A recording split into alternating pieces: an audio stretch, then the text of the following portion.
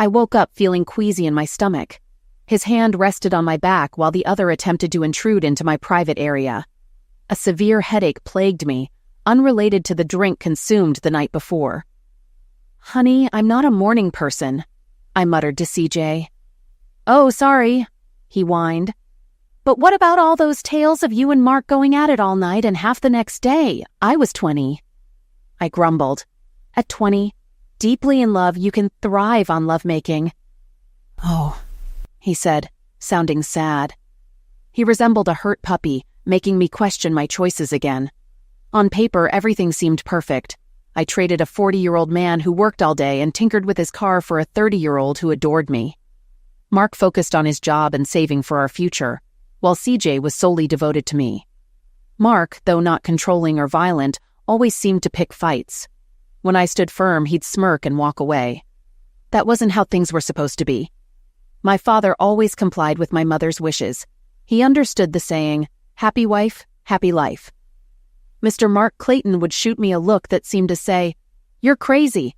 If I denied him closeness, he'd just shrug and tinker more with his car. I despised that Mustang passionately.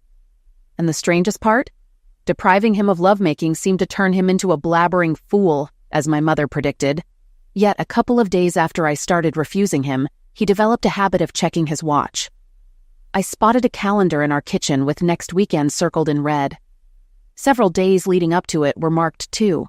It didn't add up until I rummaged through his sock drawer and found a brochure for a high-end brothel in Las Vegas. The cover featured photos of women who seemed eager to please my husband for free and would gladly charge me for the same. They were all young and attractive. I was nearly in shock. What irked me most was that he had already crossed out that day, and it wasn't even noon yet. I wasn't foolish, and there's no chance I'll allow him to go off and engage in carnal encounters with a group of professional women. I anticipated the outcome of this scenario. He would have attempted to discard me swiftly, even quicker than his Mustang could reach 60 miles per hour in under 5 seconds. So that evening, recognizing where my primary support lay, I propositioned him for lovemaking. I was seething with anger, and ultimately, I ended up feeling hurt. "Nope," he responded. His words came out swiftly, almost as an afterthought.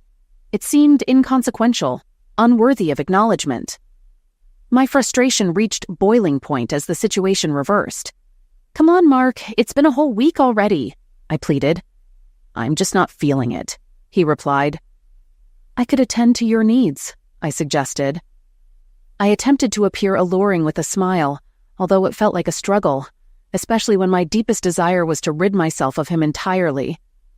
"Please, darling, let me please you," I begged. "I'm not sure," he mused as if contemplating. "You don't seem very into it. Maybe in a week." I was stunned, as this was a recurring pattern between us. I'd tried employing all the tactics gleaned from TV, magazines, and my mother to gain the upper hand, yet Mark always seemed to prevail. Conversely, CJ adored me. I held a divine status in his eyes. All I had to do was ask, and he would comply. Why hadn't I left Mark for CJ yet? There were 2 reasons. Firstly, deep down, I loved Mark despite despising his work ethic, his sense of responsibility, and his aversion to confrontation. Secondly, the more practical reason was CJ's lack of financial stability, despite his adoration and willingness to cater to my desires. Mark, the foolish man I married, earned a 6-figure salary. Perhaps that's why things had deteriorated between us. It wasn't always like this. Initially, we were deeply in love. However, 20 years and countless arguments had compelled us both to fortify our defenses against each other. As I reflected on how our enduring love had turned into constant yearning and eventually into intense animosity, CJ came to mind. He gently caressed my legs, trying to boost my mood without upsetting me. His gentle touch always had a powerful effect on me. However, when Mark tried the same, CJ's efforts only made me more irritated. I asked CJ to come closer and massage my chest. He responded with enthusiasm. I nodded, and he promptly moved towards me. I hesitated to inform him that his leg rubbing was bothering me and distracting my thoughts.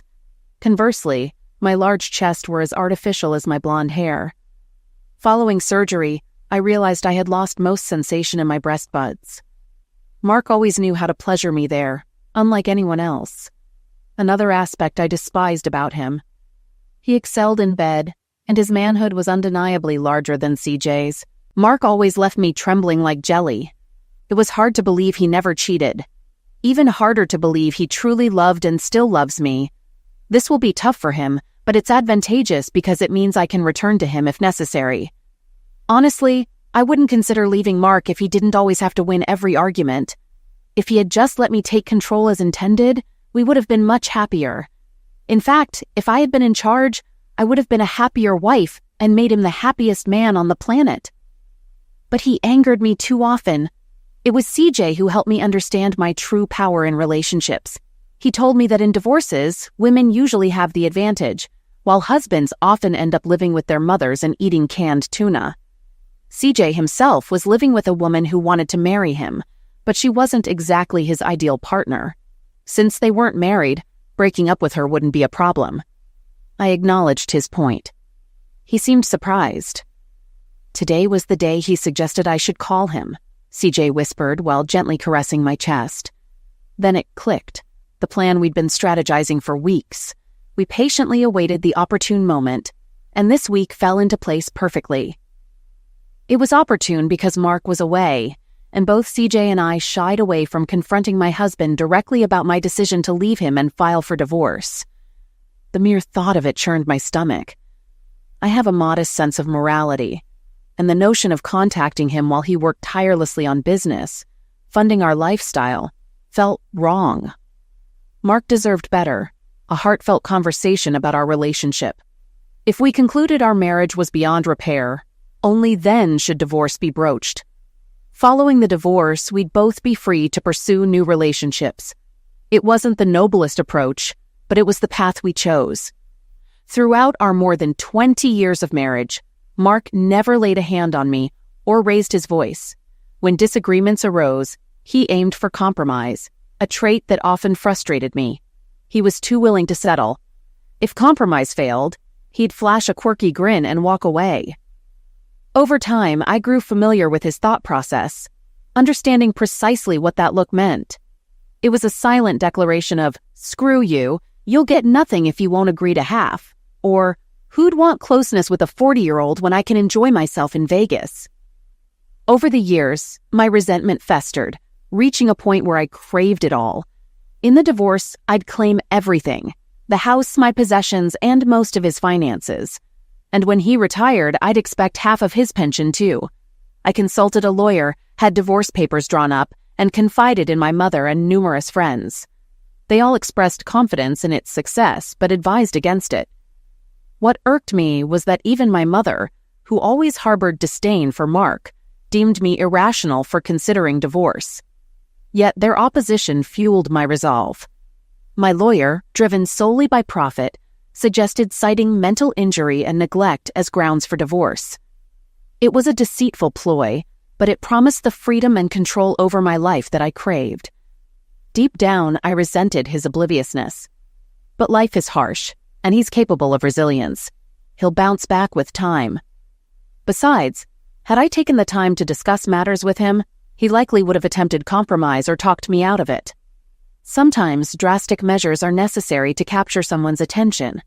It felt like one of those do unto others before they do unto you moments in life. I took a deep breath and answered the phone. CJ intensified his focus on my unconscious friend, as if urging me on. The rumble of trucks could be heard from behind the house, probably a neighbor's furniture delivery. I dialed a number I'd grown all too familiar with over the years. It rang once and connected midway through the second ring. It seemed almost too coincidental, as if he anticipated my call. "Mark?" I asked cautiously. "Who else would answer?" he replied. His casual response softened my self-reproach slightly. "Why are you calling me?" he questioned. He spoke as if it were strange or unexpected for me to call. Upon reflection, I realized he was right.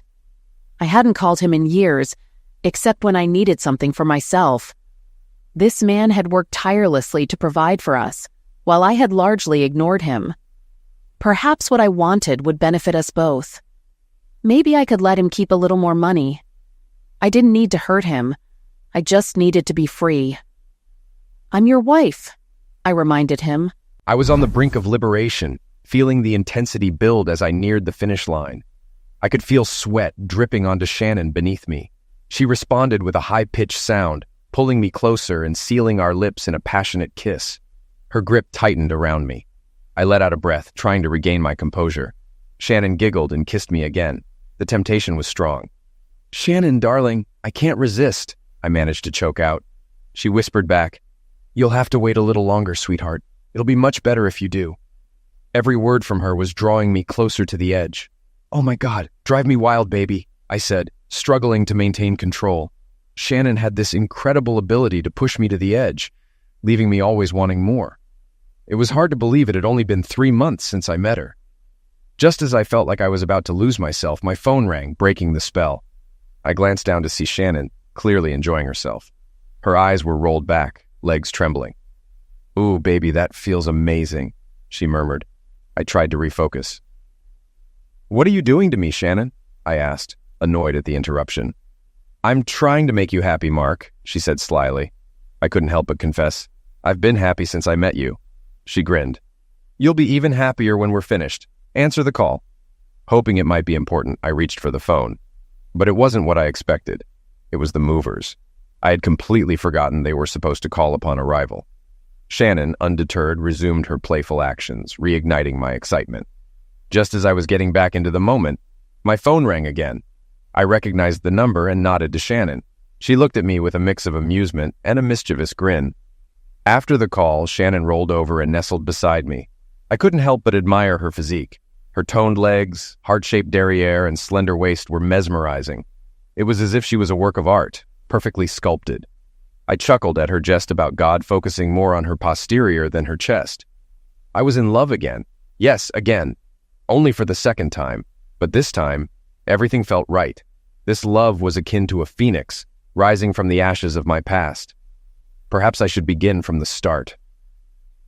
3 months ago, I was a fool in love, enamored with a woman who despised me, and deep down, we both knew it.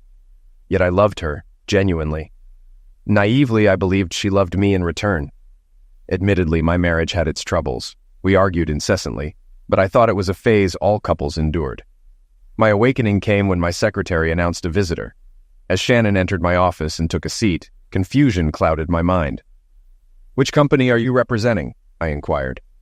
"I'm part of the you and me out to avenge the idiocy of the corporation," she retorted. "I'm lost," I confessed.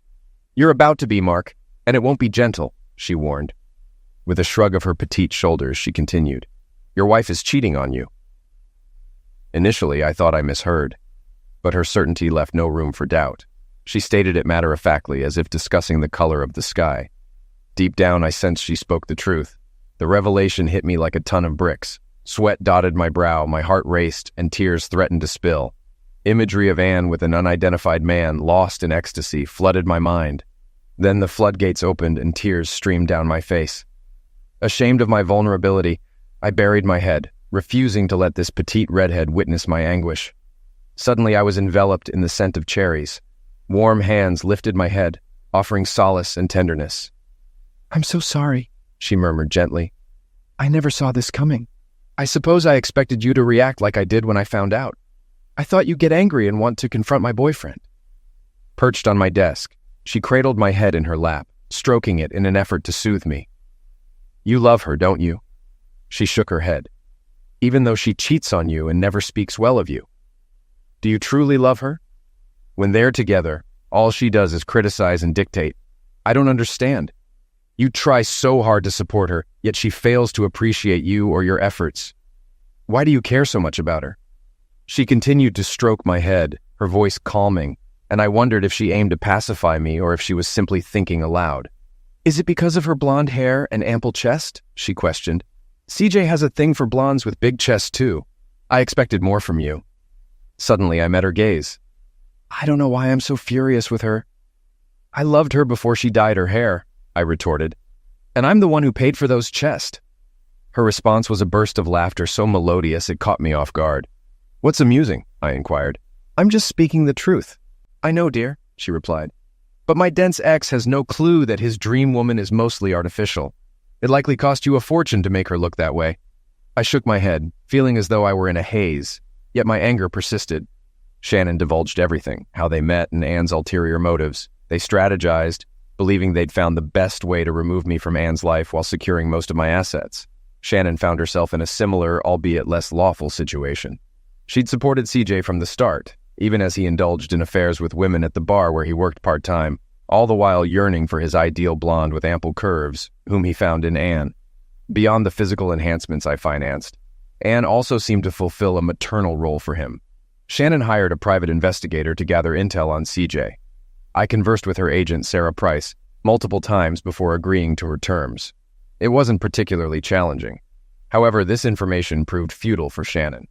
Sarah, another striking redhead, reiterated this to Shannon numerous times. Since Shannon and CJ weren't married, the information held no weight for her. CJ could easily leave Shannon without repercussion. Conversely, I could utilize Sarah's findings and recordings to bolster my stance in the divorce proceedings and potentially lessen the financial settlement with Anne and her paramour. Over the weeks of observation and strategizing, Shannon and I grew closer. One evening, it all culminated in a conversation. "Shannon, you deserve better than him," I asserted. "Why don't you just leave?" she suggested. "Forget about him." "But I can't leave without repercussions. I don't let anyone walk all over me," I explained. "But haven't you already gained the upper hand by uncovering his schemes? You're not emotionally tied to him like I was, so you're not trapped, right?" I reasoned. "You're young and stunning. There's still time for you to find someone who'll treat you right." Even in the dim interior of my Mustang, her green eyes sparkled. "So you finally noticed, huh?" she teased. "Noticed what?" I inquired. She grinned. "I noticed you. From the moment you walked into my office," I confessed. "Rubbish," she chuckled. "You were so infatuated with Anne that you didn't even register that I was a woman, let alone possibly interested in you?" Her laughter, as always, enchanted me. It was one of the things I adored most about her. "Why do you think I'm still here?" She choked up. "I ended things with CJ and any desire for retribution weeks ago. Helping you get even means much more to me than seeking revenge on that fool. I just can't stand the idea of you being financially burdened by those two con artists for the rest of their lives. There has to be a way for us to break free from this, darling." She drew close to me, embraced me, and kissed me for the first time. I was taken aback, yet I relished it too much to entertain the notion of not kissing her back. At 40, after 2 decades of marriage, I thought I knew how to kiss. But my experience was solely with Anne. Kissing Shannon was an entirely different sensation. The taste, the feeling, it was all distinct. I couldn't get enough. We lost track of time, forgetting about the tape recording of our cheating partners. Eventually, a voice interrupted us, but Shannon refused to let go of my hand. "I suspected as much." "All right, I was hoping this would happen," Sarah remarked with a smile. "You two are adorable together. You're much better suited for each other than your current partners. Now that you're a couple, we can let those schemers go. They'll get their comeuppance eventually." "But what about the divorce and our retaliation?" Shannon inquired. Sarah surprised us by explaining some legal matters. "The question is, are you both committed enough to pursue this?" Sarah asked. "Take some time to consider. This is a significant decision. I'll send you the bill." She smiled. The subsequent weeks were dedicated to crafting our narrative. Shannon and I honed our acting abilities. We both informed our partners about our supposed hectic work schedules, and it's astonishing that they bought into it. Neither of them had any inkling that Shannon and I were acquainted, let alone involved romantically.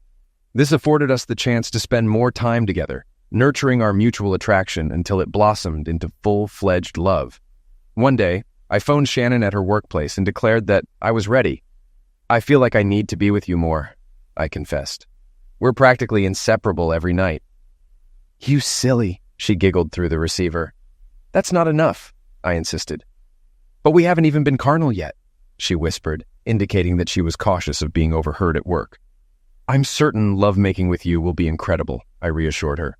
"You have no idea," she purred. "But you do realize I don't have the same assets as your wife," she pointed out. "What does that matter?" I countered. "What truly makes lovemaking amazing is being with someone you love and genuinely want to please." Then she said it. Tears brimmed in her eyes, her voice quivering. It was as if she had been waiting for me to reciprocate. "I love you too, Mark, and I promise it'll always be this way. You can have every part of me whenever you want. I'm yours," she poured out. I was taken aback.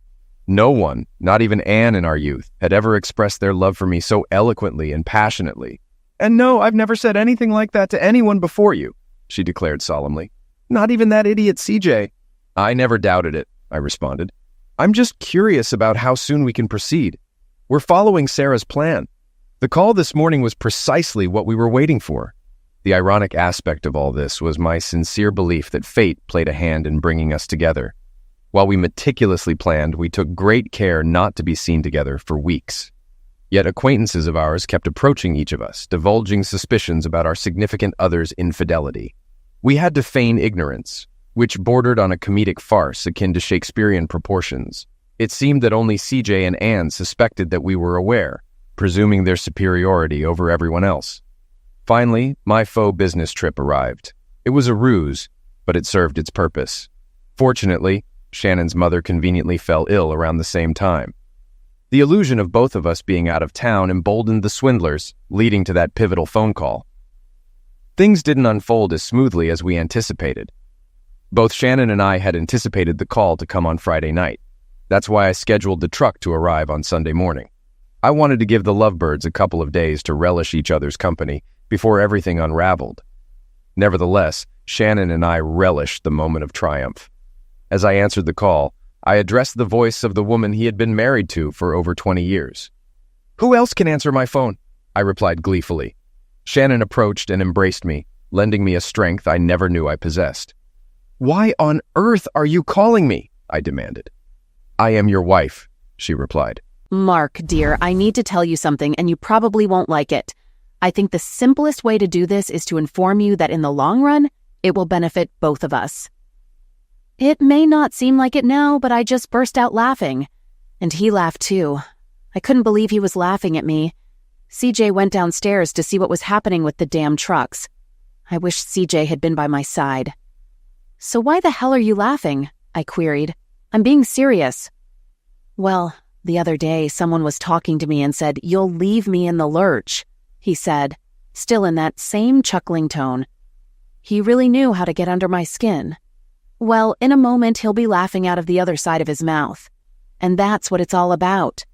This time I was determined to outsmart him. "But let me tell you, I have some news for you," he continued, "and you'll soon find out what it is. Then you'll have to dine alone." "What on earth are you talking about?" I questioned. "I don't think it was your idea at all."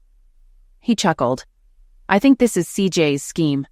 Hell, he knew about me and CJ. He mentioned overhearing some people talking about it, probably my nosy neighbors.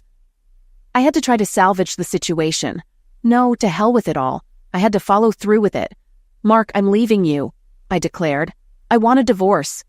I put as much conviction into my voice as I could muster. But all he did was laugh even harder. "Your letter to me gave me pause and made me wonder why.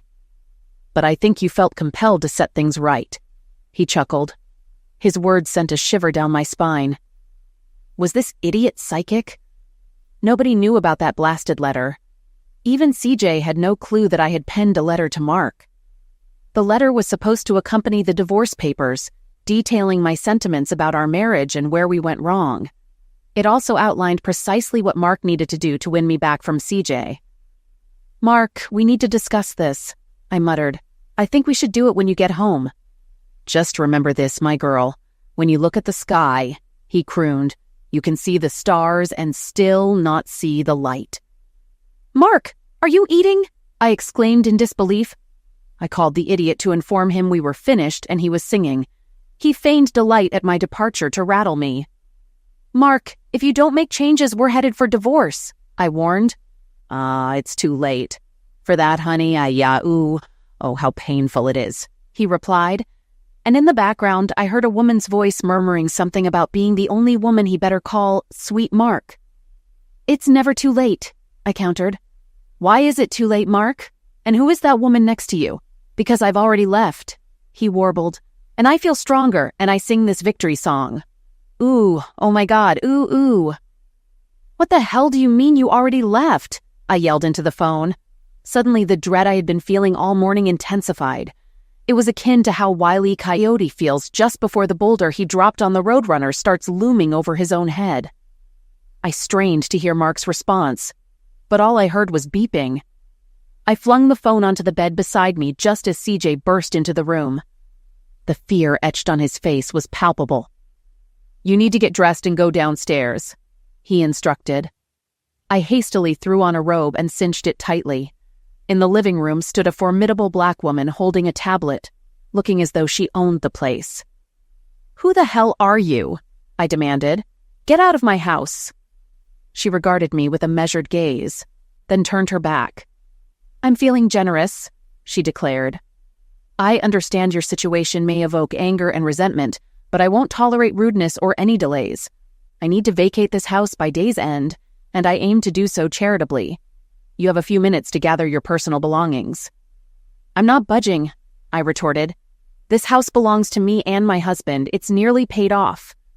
CJ called the police. "Yes, he did," she confirmed. "CJ called the police. That'll expedite matters. This house isn't nearly paid off, it's fully paid. This is likely to be the most humiliating moment of your life, ma'am." I stared at her as CJ dialed emergency. A few moments which felt like an eternity passed, granting me a chance to ponder. Then Mark's words echoed in my mind. What was that supposed victory song? What victory was he declaring? And then Hank K., the police chief and a personal friend of Mark and me, arrived. The woman strode past me, handing Hank a stack of papers. He perused them, nodding several times before approaching me. He glanced past me to CJ. "Is this him?" he inquired. "Who?" I repeated. "Don't be vexed," he said. "I'm just curious if this is the man you cheated on Mark with. It's audacious to have him here in Mark's house. Darn it, I forgot Mark sold the house." Before I could process his words, my mind went into overdrive. A rather cheerful woman pushed through the moving crew. "Is he?" she inquired. She sauntered around CJ and then flashed a smile at me. "They said you were naive, but I had to see for myself. What on earth are you talking about?" I demanded.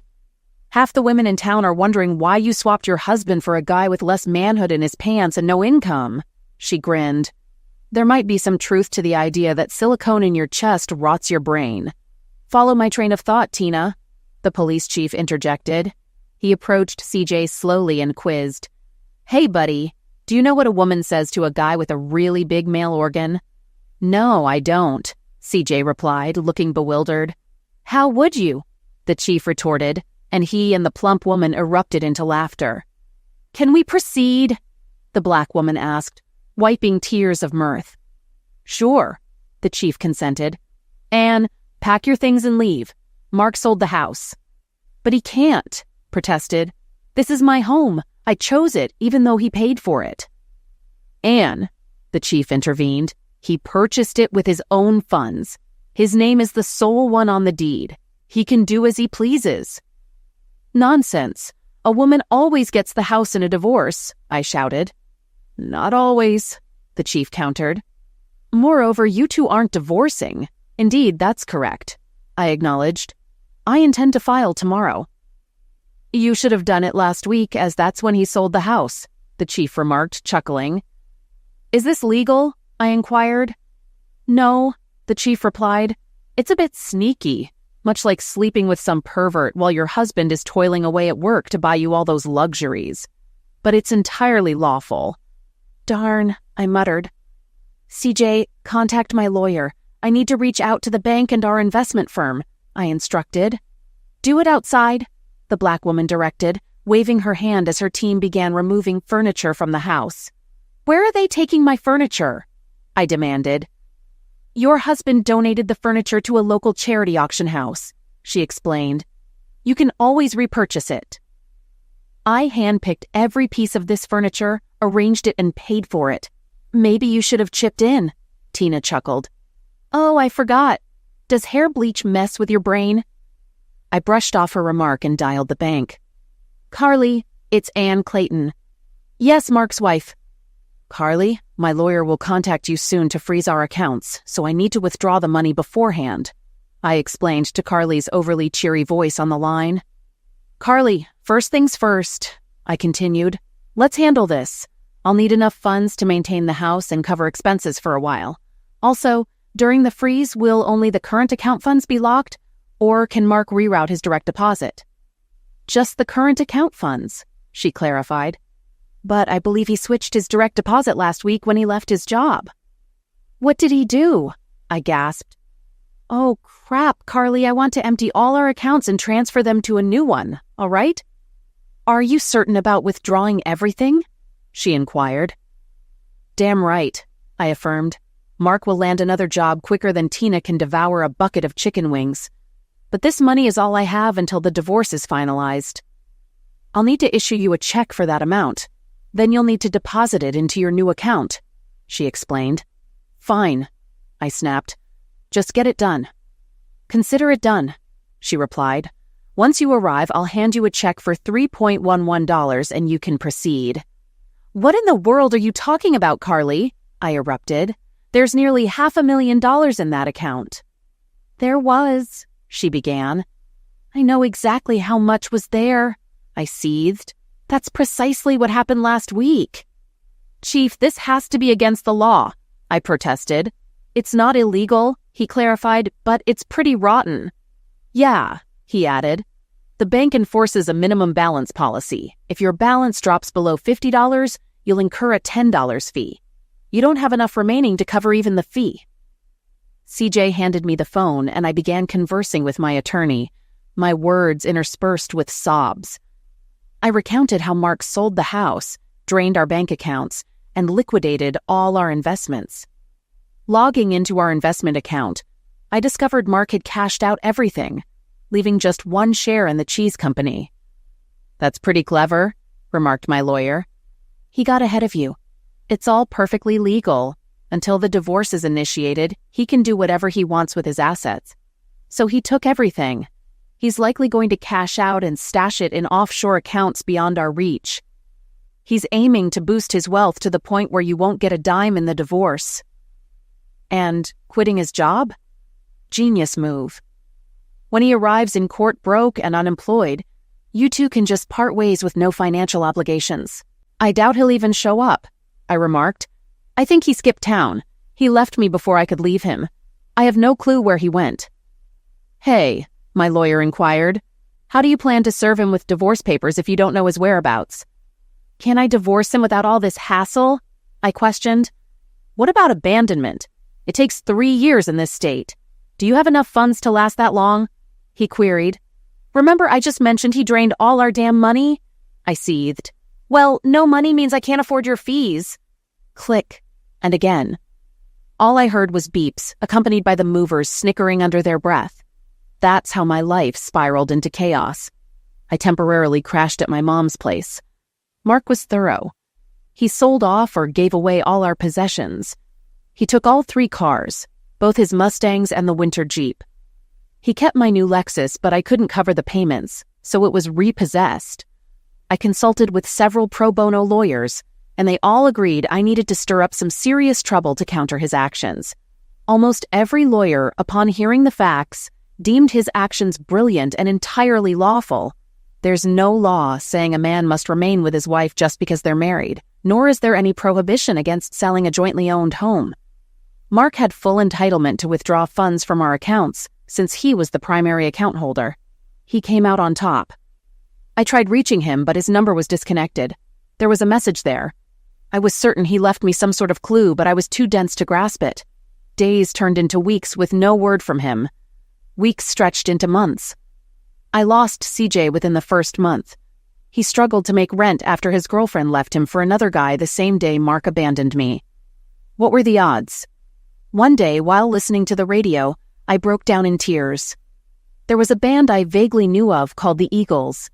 Their lead singer, Glenn Frey, sang a song called Already Gone. The tale mirrored my life so closely that tears welled in my eyes. The gibberish Mark uttered or crooned to me on that day of his preemptive strike was lifted straight from this song. My life was filled with hard labor. I toiled 6 days a week alongside my mother cleaning hotel rooms. Many guests reminded me of my past life. I habitually took my blessings for granted, always believing I deserved more. After just a few days of struggling to survive, I began to regret how I treated my husband. It pained me to recall that I used to spend more on makeup in 2 weeks than I earned in my current salary. At 43, I knew my opportunities were limited. The only odd thing was that after 3 years of hardship and poor diet, I gained a few pounds and stopped coloring my hair. One day, upon returning home, I found an invitation awaiting me. The following day, I received an invite to a local cafe. Though unsigned, I knew it was from Mark. Suddenly it clicked. Mark could have emptied our accounts, but he left an odd sum. $3.11. It's been 3 years, 1 month, and 1 week since he left me. That's it. My sentence was served. My penance over. Damn, I wished I had realized this sooner. I could have dieted and reclaimed my figure. Then I realized it didn't matter. Mark always loved me. Blonde hair and ample chest were my choice. While I strove to look my best, a realization struck. I suddenly remembered the song's final line Mark quoted before he departed. It happens so often that we live in chains that we don't even know we have the key. There was a message in the invitation. It signified that we had come full circle. I was certain this meant he was ready to reintegrate me into his life. It suddenly dawned on me that I had been a fool.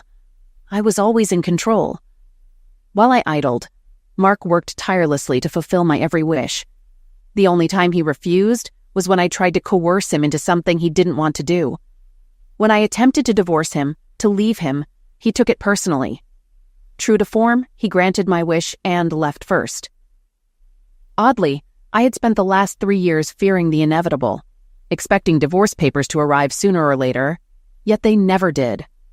Now I felt I understood why Mark still loved me and eagerly anticipated our reunion. I arrived at the bar slightly early. A disheveled bartender, showing signs of heavy drinking with his ruddy complexion, approached my table. "You've put on weight," he remarked. "How many donuts have you eaten? Have you drunk enough to forget your own shortcomings?" "What brings you here, CJ? I thought you still worked here," he retorted. "I received an invitation for lunch at a cafe across the street," I explained. "I came to gather courage." "This is odd," he observed. "Too much of a coincidence." "What do you mean?" I inquired. "I also received an invitation," he revealed. "Did yours include a cryptic riddle?" "It wasn't much of a mystery," I replied. "It was Mark's way of signaling he wants me back." "What exactly did it say?" he probed. "It read, 'We've come full circle. I'm ready to give you what you want,'" I recounted. "You're right," he acknowledged. "Yours differs from mine. Mine posed a question. Why does a squirrel hide nuts in its nest?" "I'm clueless about that," I admitted. "I believe it means Shannon wants me back," he concluded. "Squirrels hide nuts to protect them from birds. Birds is slang for women. Shannon's telling me she doesn't want me with other women. I think they colluded to reunite us after a period of suffering, wanting us to accept them on their terms." "Forget all this," I exclaimed angrily, abandoning all I had learned over the past 3 years. "If Mark wants me back, he'll have to work hard for it." With resolve, I stormed out of the bar and made my way across the street to the cafe. Taking a seat at a small table, I scanned the cafe and spotted CJ's entrance. He settled at a nearby table on the sidewalk, where 2 college guys played hacky sack. Seeing CJ, I pondered his riddle and realized his mistake. Despite waving desperately, he remained engrossed with the guys until he eventually noticed me. His wave and headshake left me puzzled. As CJ sat, the guys nearby lost control of their bag, which flew toward him and toppled his glass. Rising angrily, CJ was struck in the groin as another bag fell before him. One of the guys attempted to skillfully kick the bag back up but missed, fortunately leaving it undamaged. However, his foot landed a mighty blow to CJ's lap, eliciting a piercing scream. I hurried over as waiters tried to assist him, but all they could do was help him to his feet. As the ambulance arrived to take him away, I informed him, "Your interpretation was off." Through his pain, he groaned, "What?" "She didn't want your return," I clarified. "It's not about birds, it's about reproductive organs." "Doesn't matter," he grumbled, attempting to speak further but was interrupted by the appearance of a girl resembling a college student. Tall and fair-haired like me in my youth, she approached with a briefcase and gum in hand. "Are you Anna Clayton?" she inquired. "Yes," I answered sharply. Handing me a stack of papers, she explained, "His list of demands." Why don't you ask him yourself? You've been served, she spat. Glancing around the cafe, I spotted him.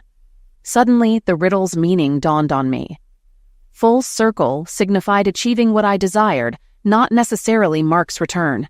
This meant I got what I wanted. After Mark and I split up, we got divorced. The issue was it wasn't what I desired anymore. I yearned for the life I once knew and lost. To be frank, I was accustomed to living modestly.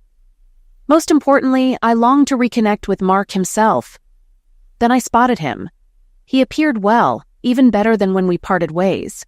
He seemed content. However, he wasn't by himself. A woman accompanied him. She had red hair, was youthful, stunningly beautiful, and noticeably pregnant. Between them, holding each of their hands, was a little girl who perfectly blended their features. She sported Mark's hair color and her mother's vibrant green eyes. This petite girl gave me the same peculiar smile Mark had.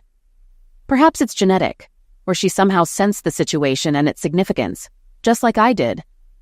The moment I saw them together, I realized it was truly over. There was no hope of rekindling with Mark. Emotionally, he was distant. There was no use in vying for his affection. This redhead wouldn't let him go. She offered him her heart, love, and undoubtedly her physical presence. She also bore him children. Reviewing the divorce papers, I noticed Mark's retaliatory stance against me. I aimed to secure financial compensation through legal means. I needed his money, but not him. In the end, I got neither. He divorced me, claiming abandonment, allowing him to retain all his assets and his newfound happiness. I glanced up from the paperwork for one final glimpse of the man I'd lost. But it was too late. He had already departed, leaving me with nothing but tears.